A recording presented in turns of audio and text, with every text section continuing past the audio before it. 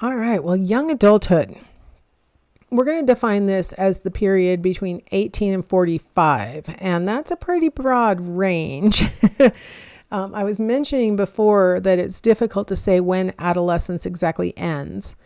And similarly, it's hard to say when a person transitions from a young adult to an older adult. So what we're going to do is sort of focus in on, like I said, the end of high school, right, is sort of a transitional period. So we'll say 18 because that's kind of the average age. And then we're going to look up to age 45, and we're going to have to use female markers for this one because there's no analogous male marker. And we'll just say when fertility has really ended, basically. So we're looking at the fertile years here. We're looking at the years when, the person is autonomous, gets to make their own decisions in general, and then is fertile. All right. What we find is that among 18 to 45-year-olds, we see the highest rate of sexual activity. That's just going to be a shock. You're just going to have to memorize that fact, right? Because who would have guessed that between 18 and 45, we see the highest rates of sexual activity? But the reasons that we think that happens is because, for one thing, everybody's in their prime physical condition during that period of time. And so, they feel good. They want to engage in sexual activity. They have a wider range of partners available that are also adults who are willing to engage in sexual activity and things like that. And of course, the most obvious is that they get to make their own decisions now. They've got the freedom of adulthood. They maybe have their own place to live. They have, at the minimum, maybe access to a car that they can have a little pseudo privacy in the fishbowl that we call cars, but a lot of times when you're in there, you feel like nobody can really see in, right? And so this freedom allows 18 to 45-year-olds to explore their sexual impulses more. Now, something that I would like to say about all relationships, it doesn't matter what kind of relationship you're talking about, whether you are dating and only, see each other in each other's places or whatever, and or you're living together, whether it's cohabitation, which is what we call officially, living in, or you're married. It doesn't really matter. The longer the relationship is, the frequency of sex tends to decline. It's just a natural fact that, when you're with the same person, sexual frequency declines. A lot of times people think that they can stave off that problem by we'll just never move in, or we won't get married. And that way we can keep it exciting and we can keep doing what we're doing. And there's really no way to avoid the fact that the longer the relationship is, the more the frequency declines. All right. Well, I thought I'd talk a little bit about some gender or sex differences, really is probably the correct term for that. Sex differences. We see that on average, males report that they are more sexually active than females report themselves to be. They tend to report having had more partners and that they have engaged in a wider variety of positions. And, this lifelong pattern that we've been seeing, they report more masturbation than females report. And they report that their peak level of sexual activity, as measured by the frequency of orgasm, tends to be earlier. It averages around 19. Now, those orgasms aren't always with someone else, but they report the most frequent orgasms tend to peak for males around 19. For females, so the opposite of all those things is true for females. And I thought I'd throw out that for females, even in this modern day and age, there is still a sexual double standard. I'm not exactly sure if you guys know what a sexual double standard is, but it's where we sort of assume that being more sexually active is a male thing, that having a wider variety of partners is a male thing, that engaging in a wider variety of positions, that's for guys, right? That men masturbate, things like that. And that women who are really sexually active are promiscuous. Women who have lots of partners, they're promiscuous, right? Women who know a lot of positions, have engaged in a lot of positions, they're pretty promiscuous. They shouldn't be masturbating. Don't tell me that they masturbate. These kinds of things. That's sort of that sexual double standard that we would expect one thing of males and something else of females. Females, for example, they might be called a slut, right? And I found this meme that says a woman with the morals of a man is what we mean when we say slut. And there are a lot of explanations for why we hold this double standard. One of them I kind of alluded to in a previous lecture when I mentioned that there's this biological unfairness as far as risk of contracting sexually transmitted infections. On average, women are like twice as likely, depending on which infection you're talking about, but roughly twice as likely to contract an STI than a male is. Twice as likely to contract it from a male than a male is to contract it from a female. So there's that biological unfairness that puts their health at risk when they engage in sex with a variety of partners. There's also, of course, the elephant in the room, the possibility of pregnancy. And so when we talk about these kinds of judgments that are placed on women, a lot of it might drill back to sort of just this generalized, risky behavior, an attempt to make sure that you're not engaging in risky behaviors. That's the nice interpretation. There's a lot of other interpretations, right? There's the interpretation that it's a way to keep women from expressing their full sexual desires and things like that. There's a lot of, sort of very nefarious interpretations as well. The point is, it does exist, and it continues to exist in current research. Actually, I see that I've got a weird animation, but I don't think it harms the interpretation, so we'll just leave it the way that it is. So from this study in 2013, they first off established which of the respondents were naturally which kind of sort of judgers. So egalitarian conservatives are people who express that they would lose respect for either a male or a female who was promiscuous. Egalitarian liberals are people who said that they wouldn't lose respect for a male or for a female who was promiscuous. The traditional double standard is when they reported that they would lose respect for a woman who was promiscuous, but they didn't show that same kind of loss of respect if it was a man who was promiscuous. And then the last one is the reverse double standard, where they would lose respect for a promiscuous man, but not for a promiscuous woman. And so this is showing us the percentages of the respondents in the study who naturally expressed those attitudes. And then they conducted this little study. They gave them these prompts. So you'll see at the bottom there, it's got the prompt in quotation marks, and it says if, and then it's got the parentheses WO, close parentheses, men. So one prompt was, if women hook up or have sex with lots of people, I respect them less. Another version of the question that they encountered later was, if men hook up or have sex with lots of people, I respect them less. And so there was a whole list of these kinds of statements. And on this particular item, we've got the percent that agreed with it along the y-axis. We've got the different types of attitudes that the people had expressed previously. Egalitarian conservatives on the left, liberals on the next one in, traditional double standard on the almost to the right, and far right, reverse double standard. And then the participants were either male, and they were in the blue bars, or female, and they were in the red bars. And so among the egalitarian conservatives, women were more likely to agree that they would respect a person, either a woman or a man, less if they had sex with lots of people. Women were more likely to say that if they were egalitarian conservatives. So women were making a harsher judgment than egalitarian conservative men were. Among egalitarian liberals, you don't see much difference between the males or the females on that judgment. Among people who hold the traditional double standard, you'll notice that the males were more likely to express losing respect than the females in the traditional double standard reported. And then in the reverse double standard, you'll see that the females were more likely to express losing respect for a promiscuous person than the males were.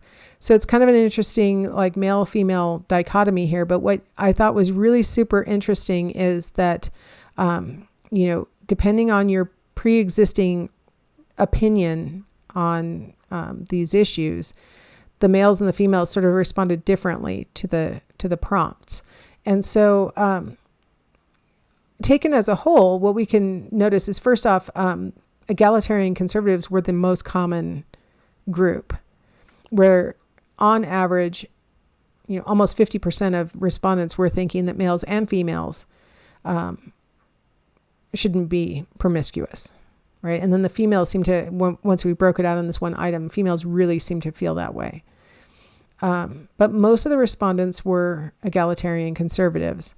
The next most common was the egalitarian liberals. And what I do like about the egalitarian liberals is they really did seem to be egalitarianly liberal, right? They had lower negative rating, right? And the males and females were very similar.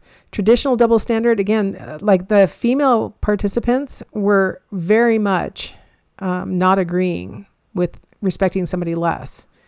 And then we have the reverse double standard females agreeing more to that. But still, it's a pretty dampened area over there on the double standard side.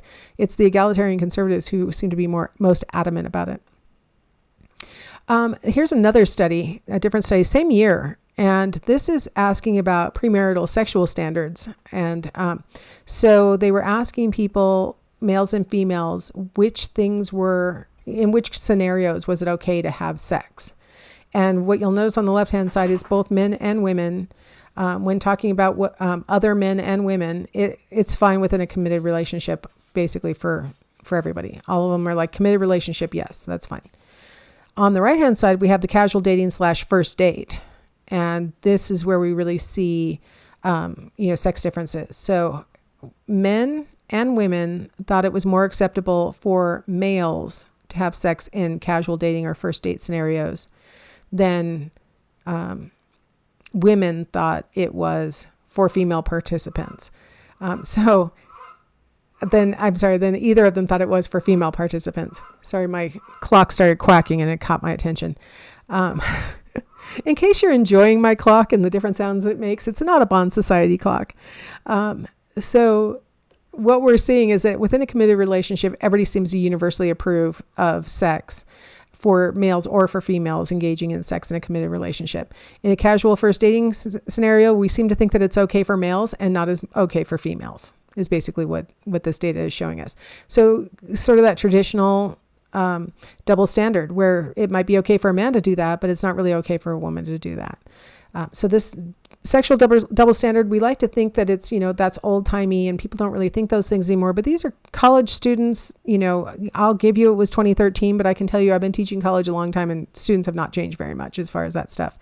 They tend to be liberal all the time.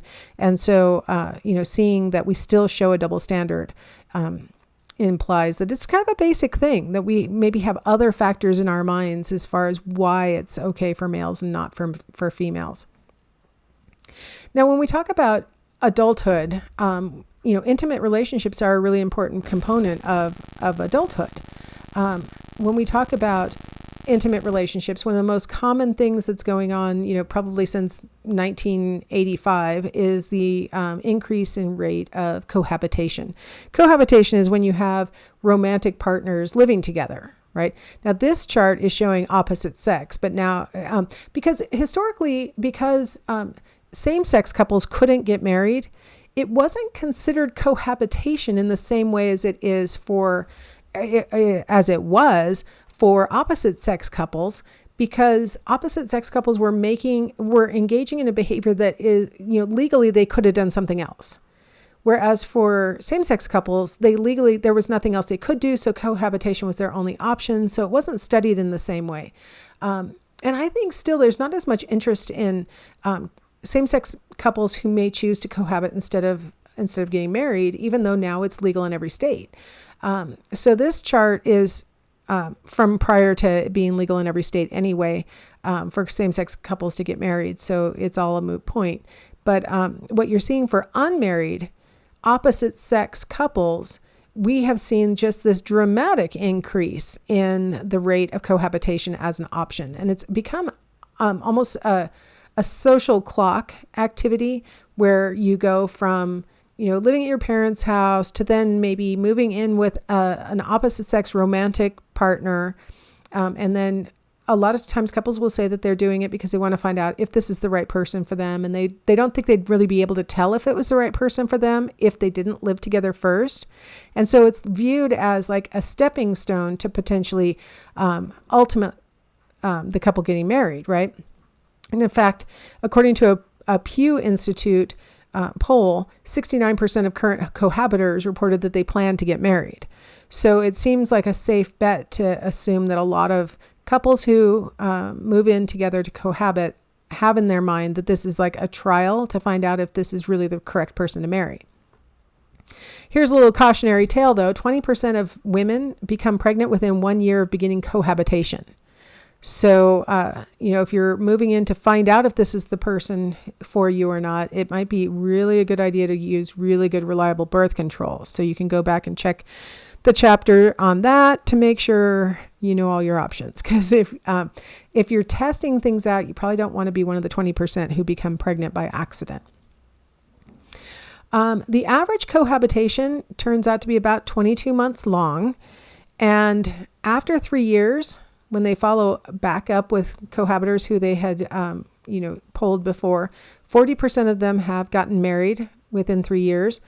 32% were still cohabiting after 3 years, and 27% had broken up. So a lot of people look at that as like actually kind of a good sign that 40% have gotten married and 27 have broken up implies, well, that was a good test then, wasn't it? Because 27 broke up and you didn't, go on and make the mistake of becoming married and, so that it worked the way it was designed. Within 3 years, they were able to figure out whether this was the right person for them or not and either get married or break up. But among the 32% who are still cohabiting, that can end up being something that they're doing for decades, that they become sort of stuck in this situation where they maybe are seeing enough red flags that they want to break up, but then they really just can't make that move. Sometimes they've invested in real estate together, and now how are we going to break this up? Or they bought a car together or furniture, or they have a child together. And so now there's a lot more writing on a breakup. And so a lot of couples who move in and start cohabiting end up just sort of de facto continuing on in the cohabitation scenario for years beyond when they knew that it really wasn't the right person for them. And they didn't realize how inextricably tied together they really became by moving in together. And that's something to really think about, that, if this turns out to not be the right person, how exactly would we extricate ourselves? Did we get on a lease together? Because we're all in love and we think this is moving towards marriage anyway. So we both signed a lease and now we're both financially obligated to stay here. One of us can't afford it by themselves. So what are we going to do? There are lots of couples who have lost all the romance, but they continue to dwell in their shared apartment because they can't afford to get out of it. Things like that. And so it's things to think about, that it is a commitment to move in together, and that there are things that start to get enmeshed and that can be really problematic to pull apart.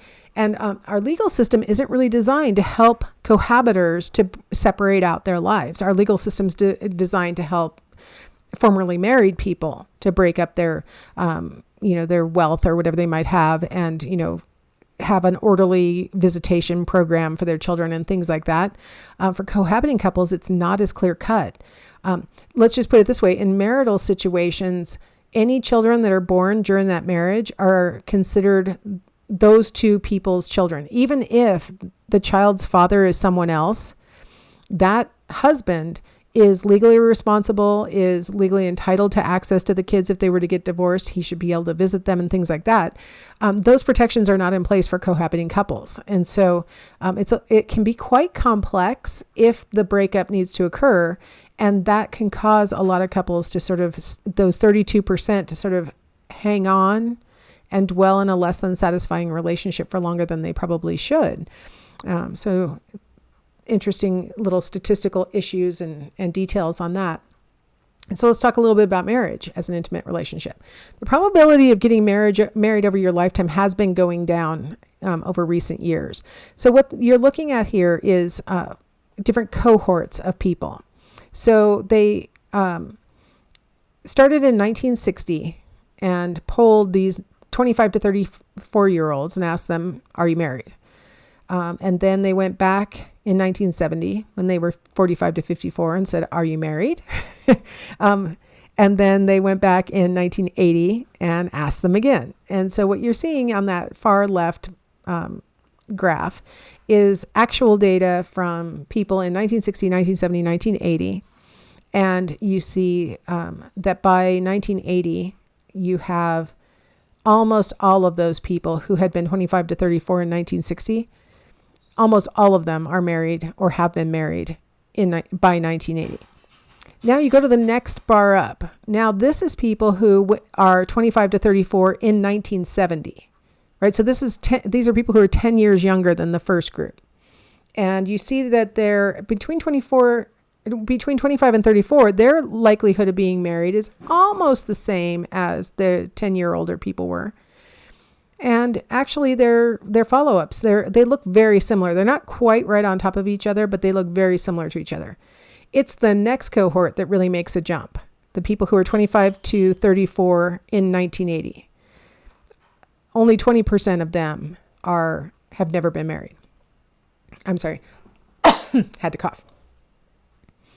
So the percent who are never married among the people who are 25 to 34 is 20%. Whereas at that same age, the people in 1960 and 1970, they were at like 11% had never been married. So by 1980, the 25 to 34-year-olds were much less likely to be married than their predecessors who are 10 or 20 years older than them. And then now look at the 25 to 34-year-olds in 1990 and notice that only 30% of them I'm saying it backwards, 30% of them have never been married, as opposed to 20% of their age cohorts in 1980 and about 11% of people in 1960 or 19. So what you're seeing is with each generation, the probability of having gotten married by age 34 is going significantly down. And then it's still staying down compared to the previous generations as we get to 44 to 54 or 54 or 55 to 64. You're seeing that those rates are staying different. And so that when we look at people who were 25 to 34 in the year 2000, 33% of them had never been married. By the time they were 35 to 44 in 2010, 20% of them still had never been married. So the probability is going down that they're going to get married. And with the next generation, who were 25 to 34 in 2010, they're expected to have even a lower probability of getting married. So the probabilities there are just sort of, you see that on average, people are less likely to get married than the generations before them. Here's another version of the same data, and what we're seeing is broken down by race. And so whereas in 1960, blacks and whites were just as likely to be married, over time, blacks have become less likely to get married. Whites have become less likely to get married too. Only 8% of white respondents said that they had never been married in 1960, and 16% of whites in 2012 said that they'd never been married. So, I mean, it's like double the number of people who have never been married who are white, whereas for blacks, it's 3 times. Am I doing my math right? It's 4 times as likely that a black person in 2012 would not be married as it was that a black person in 1960 would not be married. They didn't start collecting data on Hispanics and Asians until 1980, and you can see that they're between blacks and whites throughout. But Asians, Asians have stayed very stable, and whites have sort of caught up to them at their levels. So Asians had been less likely to get married than whites, but now whites are more like Asians. And Hispanics are sort of in the middle, but less likely than Asians to get married. So we do see racial differences, maybe differences in value for marriage across time and across the races.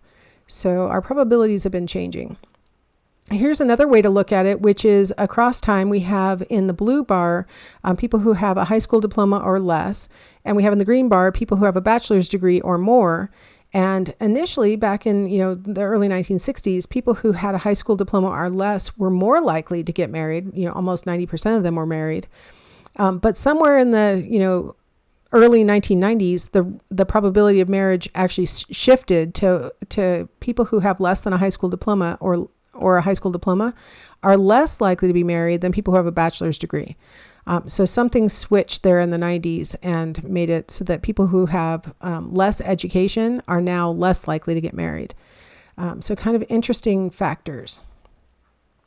Here we have, though, the cumulative percentage by age. And what we find is that as it stands right now, the average 40-year-old male or female, is likely to have been married at some point in their life. They might currently still be married.